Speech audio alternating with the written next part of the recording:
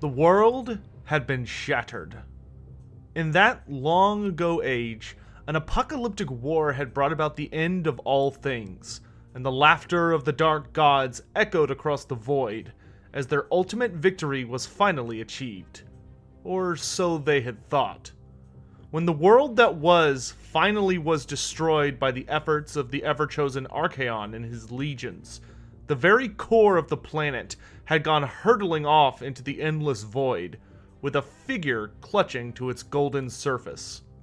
The man-god, by the name of Sigmar, was born from the cataclysm, unnoticed by the dark gods, as they reveled in wanton destruction and death.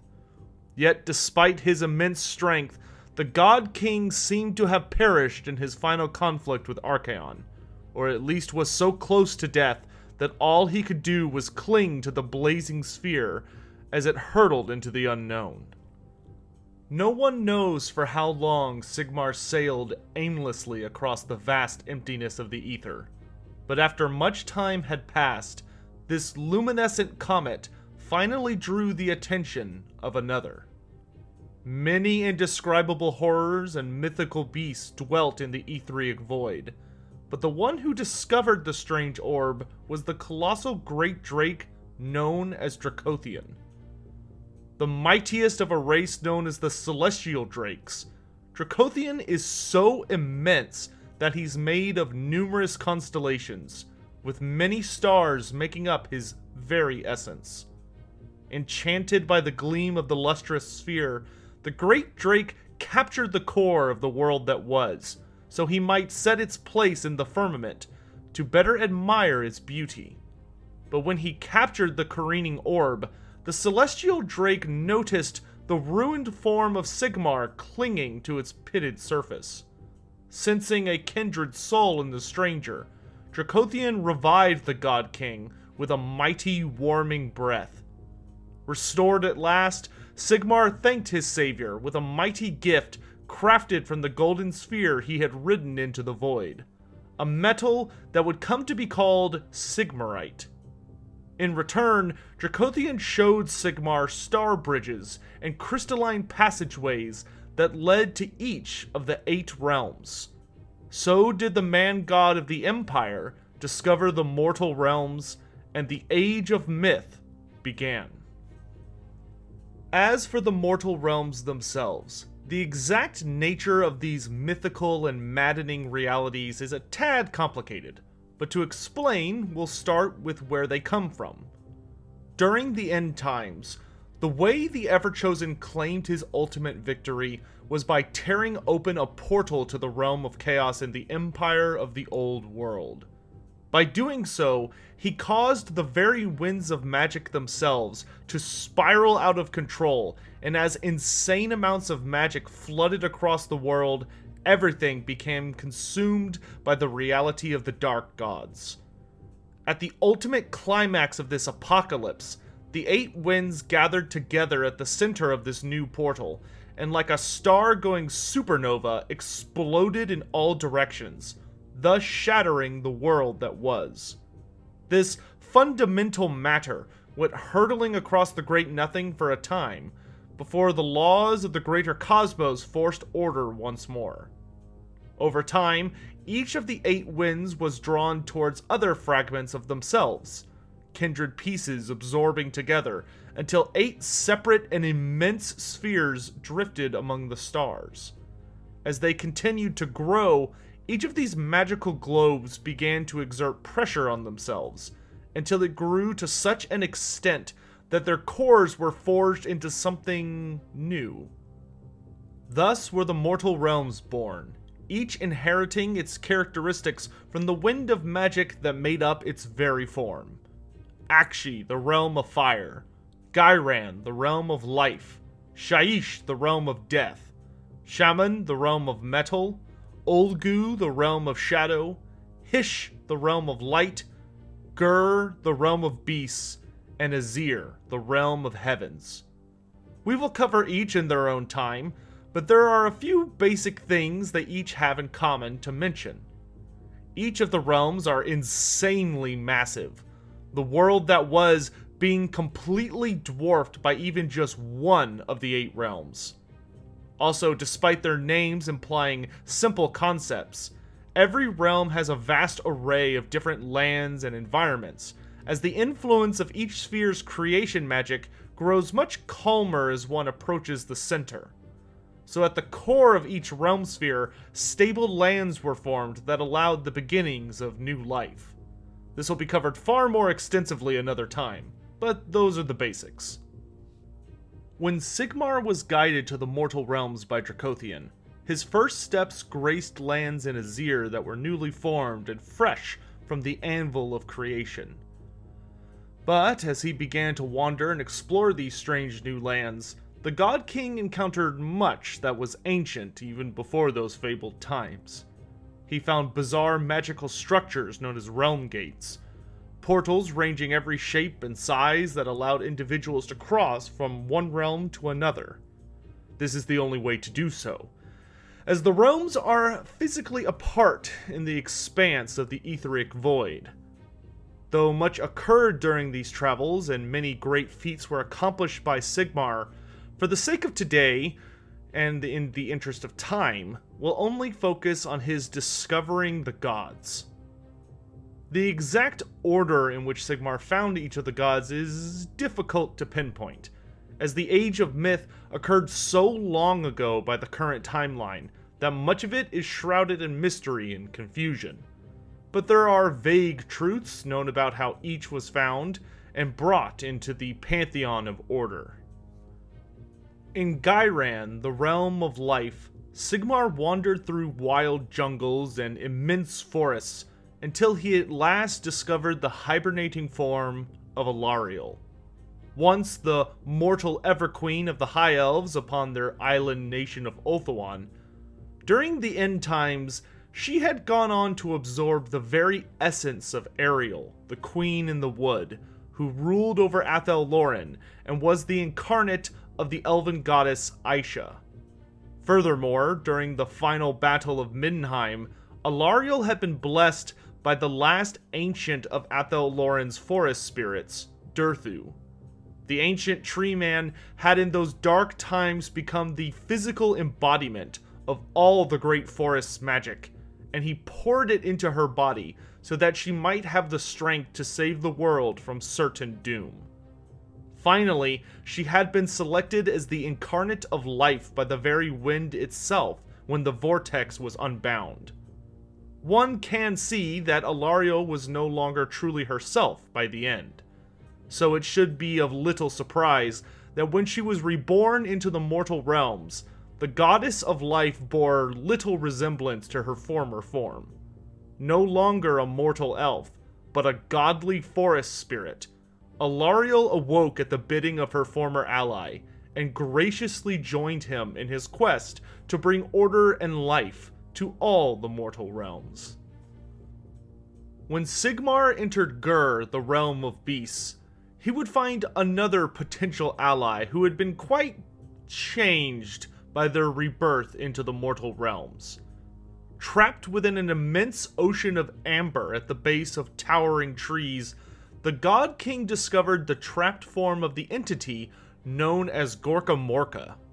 Now, exactly who or what comprised the god of beasts sealed away within the sap is a matter of some debate, but it seems that Gorka Morka is the fused essence of the former greenskin gods Gork and Mork, who somehow managed to absorb the wind of beasts during the closing acts of the world that was. This makes vague sense, as the Wind of Gur had been wielded exclusively by Grimgor Ironhide to great effect in unifying all the Greenskins and Ogre Kingdoms under one banner, until his death in his epic duel with Archaon. So it seems the Wind had been influenced enough under Grimgor's control that after it was freed into the realm of chaos, it sought out the twin gods, and they fused into one entity. In any event, with the help of Dracothian's breath, Sigmar managed to free and revive the Orc god.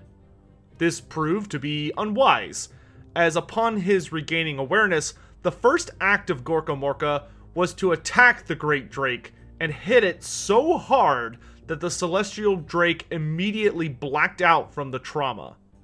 Incensed by this sudden act of violence upon his ally, Sigmar launched himself at Gorka Morka, and the two gods began a massive brawl as they wailed on each other all across the realm of beasts. Eventually, either by one of them claiming narrow victory or coming to a draw, matters on this change depending on which faction you ask, the two gods ceased their conflict and laughed as they reveled in each other's warrior spirit. While a truly absurd amount of devastation had been unleashed by their conflict, the two gods grasped forearms, and the god of beasts joined Sigmar's pantheon. Thankfully, Dracothian recovered from his injuries, and Gorka Morka was asked to march all across the realms, to slaughter the massive primordial monsters who would threaten the newly sowed civilizations. A dangerous task the greenskin god took to with immense pleasure. Among the mountains of Shaman, the realm of metal, the God King would find two unexpected allies from the world that was awaiting him. Bound with enchanted chains to one of the highest peaks in the realm, he discovered the broken gods Grimnir and Grugni. It seems that when the winds of metal and fire had bound to their first true hosts, it had stuck, as each was originally wielded by a dwarf. High King Thorgrim Grudgebearer had first bore the might of Shaman, and the Slayer King Ungrim Ironfist was the true wielder of Akshi. Both had met their deaths fairly early in the end times, and the winds of metal and fire had gone on to be wielded by the Supreme Patriarch Balthazar Gelt and Caradryan, the elf captain of the Phoenix Guard, respectively. But clearly, the Dawi had been the true masters of those winds, so they had sought out the great deities closest in nature to Thorgrim and Ungrim. However, while the other gods had been so fortunate as to be killed or lost during the end times of the world that was, so that their essence might reform naturally in the mortal realms, the same sadly could not be said for the former dwarf gods. They had been forced to watch as all of their descendants and creations were wiped from existence, as the Dark Brothers merrily tortured and tore apart everything. Worse, they had come to learn that their beloved Valea, the wife of Grugni and final deity of the dwarf pantheon, had been murdered during the end times and devoured. How they came to be trapped upon that peak they refused to comment on, but nonetheless were thankful to Sigmar for freeing them, at least in a sense. Being Dwarden, as the dwarves were now called, the two of them felt indebted to the God King, and thus demanded to repay that favor. For Grugni's part, he offered to assist Sigmar by lending all of his skills as the Smith God to whatever tasks the God King required, at least for a time. Despite having been crippled due to one of his legs being ruined in some horrible event since the world had ended, the God of Metal was still strong and would prove to be an invaluable ally in the Pantheon of Order in the ages to come. Grimnir, on the other hand, chose a much more immediate path to repayment. The God of Fire demanded that Sigmar choose one monster in the entirety of the mortal realms, and the first Slayer would cut down the beast. Although reluctant to accept this offer over just having another deific ally, the God King could tell Grimnir had no interest in debate, and thus selected the quarry to be the titanic creature known as Volcatrix. Now, while there are many colossal and massive creatures to be found in the mortal realms, many we'll learn about in the future who are so huge to have earned the titles such as God Beasts or Zodiacal Beasts, Volcatrix was on an unmatched level of power. The mother of the entire species of monsters known as salamanders and magmadroths, the Salamander as she was known, was so ancient and powerful that it had been her to bring the very first flames into the reality of the mortal realms. Volcatrix was the realm of fire incarnate, and her wrath was far more devastating and deadly than any creature before or since. So Grimnir went to confront the Ur-Salamander, and the duel that took place between the prime beings of fire was a conflict that shook the very realm to its core. In the end, after a legendary battle worshipped to this day by the Fire Slayers, Volcatrix was slain by the axes of Grimnir. But in a final act of spite, she unleashed such a titanic assault that the god of fire himself was shattered. His essence scattered across the mortal realms, as magical fragments that would come to be known as Urgold. So did Grimnir, the god of fire, meet his doom, and thus fulfill his oath. Though this did mean the mortal realms were deprived of a true god of fire, his dwarven descendants of the Fire Slayers have ever been seeking to resurrect him. Rumors do abound of a strange ancient slayer from the world that was, who may seem doomed to inherit this very same power. Unlike the other gods, when Sigmar arrived in Ulgu, the realm of shadows, he found the god of that mysterious world already awake and waiting for him. Once known as the Witch King Malekith, the deity who greeted the God King bore only a fleeting physical resemblance to his original body. This is likely due to the fact that while he had technically survived until the moment that the realm of chaos had devoured the planet, Malekith's body had been broken when he sacrificed himself to save his wife, Alariel, from being crushed by falling debris in the final moments. The recently crowned Eternity King at the time had been alone save for his loyal dragon Seraphon, and with his lower body crushed, he could only watch as oblivion consumed him. When he awoke, the god of shadows had found himself drifting in Ulgu, as little more than a wraith composed of shadow. He remained that way, and wandered for a time, until he grew strong enough to focus his hatred and anger into a focal point. With that, he managed to craft himself a new body, taking on the form of something draconic or demonic, but nonetheless sinister.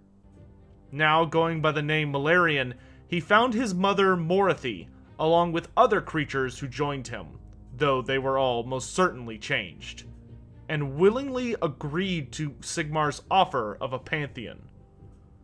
While not terribly fond of one another, both gods desired the same thing in cultivating civilization, at least for now. With most gods of the mortal realms, it is at least vaguely documented how Sigmar discovered his fellow deities with which to form his pantheon. But there is the notable exception of Hysh, the realm of light, which is ruled by the twin gods of Tyrion and Teclis.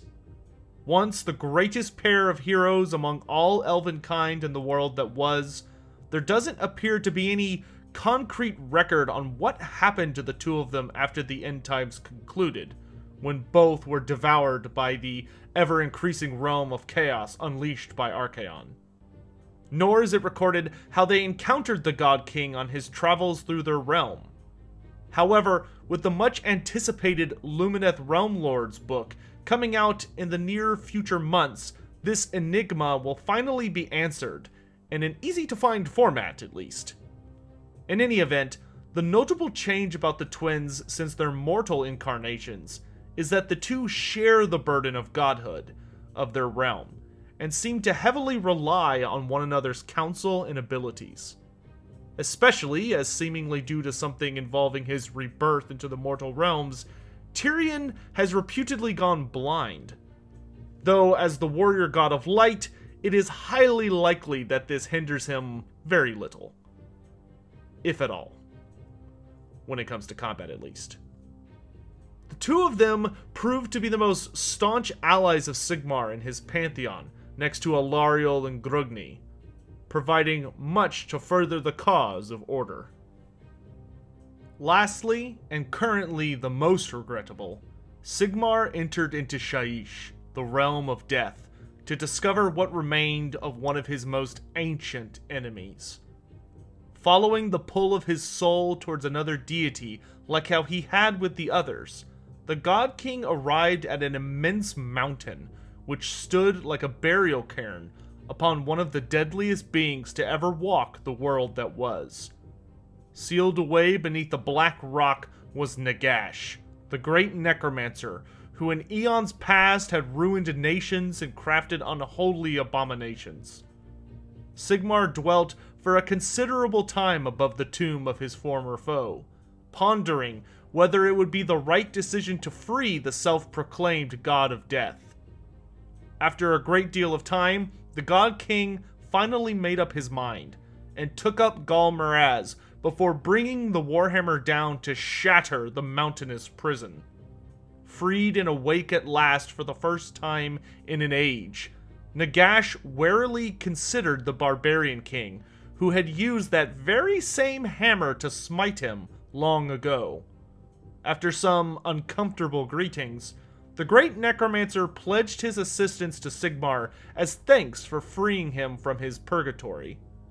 Nagash was rather different from his fellow deities, in that he was not the naturally selected god of death. Rather, the realm of Shyish was inhabited by countless gods of countless different underworlds, and each had a claim upon the title, but none of them stood a chance. Nagash ruthlessly pursued and defeated these other beings, crushing them in battle and devouring their essences to empower himself further, much like he did during the end times in order to try and take on the dark gods themselves. As for the Pantheon of Order, the great Necromancer would become the most vital member next to Sigmar himself, his tireless undead legions constructing awe-inspiring cities all across the realms themselves, forming the very bedrock of civilization. However, Nagash has always been a jealous being who seeks control over all things, and even at this early stage, seeds were sown as he prepared for the inevitability of death. With this, all the gods of Sigmar's pantheon had finally been unified at long last, working in tandem with each other to support the creation of a wondrous utopia. Their efforts culminated in the construction of marvels and proud civilizations in an era that marked the true wonders that made up the Age of Myth. Mind-bending structures were raised, new realm gates connecting each realm were constructed, and the various races of Uruks, Ogres, Gargants, humans, Elves, Dwarden, Sylvaneth, and Undead achieved acts of greatness as they worked towards a united goal. Even one of the dark gods, the Prince of Pleasure and Pain, the god of excess, Slaanesh, would be defeated and captured in this time.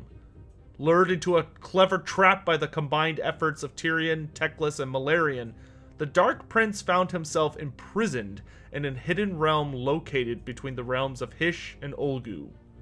Bloated and sluggish due to glutting himself on the millions, if not billions of elven souls he claimed during the end times, Slaanesh had been too slow to react as his enemies sprung their trick and was imprisoned. There he remains to this day. The whispers speak of how the greed of Morathi has caused cracks in his cage, and even now the Everchosen seeks him out. That will be enough, I think, for this episode of Exploring Age of Sigmar. Be sure to join me next time as we cover the end of the Age of Myth, heading into the Age of Chaos. Till then, thank you for watching. And please let me know if you enjoy learning more about the Age of Sigmar. Don't worry, we're still going to be covering Warhammer Fantasy as the primary feature on this channel, but I think every once in a while, perhaps between every certain amount of fantasy videos, it would be good to throw out little focuses on Age of Sigmar for those who are interested, or for those who want to explore what has come after fantasy. Thank you again for watching, and a special shout out and thank you to my patrons for their loyal support through all these months, and of course to those of you who are also members on the channel. And you can find links to those things and the Discord server in the description below. I hope you all have a wonderful day or evening, wherever you may be.